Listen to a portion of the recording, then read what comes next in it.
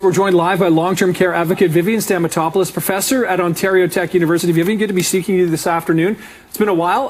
Let's talk about this. The Seniors Housing Corporation, is this a good first step? Do you like what you're hearing here? I really like what I'm hearing. I think this is absolutely needed, and it's great. I mean, I love seeing this kind of innovation from the city. Right. And Vivian, with respect to the announcement that was made today, what are you looking for in terms of what will happen in the next few months? Do you expect this to be something quick, or is it going to take at least a year or so to develop?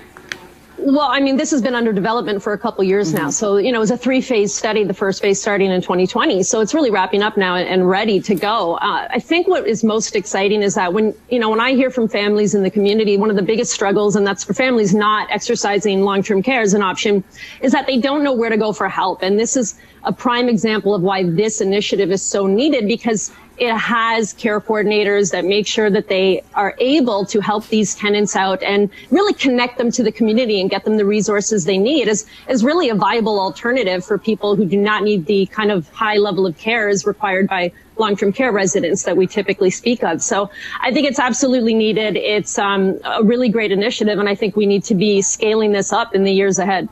So when it comes to the accountability piece on this, because of course, you know, this is rolling out now, what are the sort of checks that you're going to be looking for to make sure that it's working as it's intended?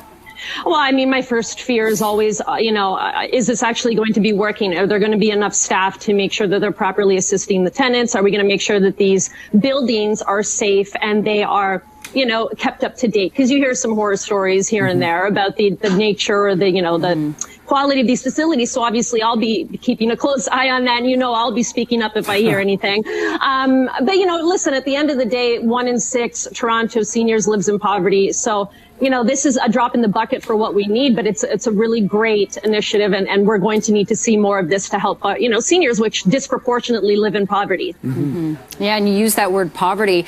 Do you have a sense of how much it will cost each month in terms of rent for a senior to apply to live at one of these buildings? No, I think it seems to be scaled based on the amount of income that they have. So I think it might be different for each resident. Tenant.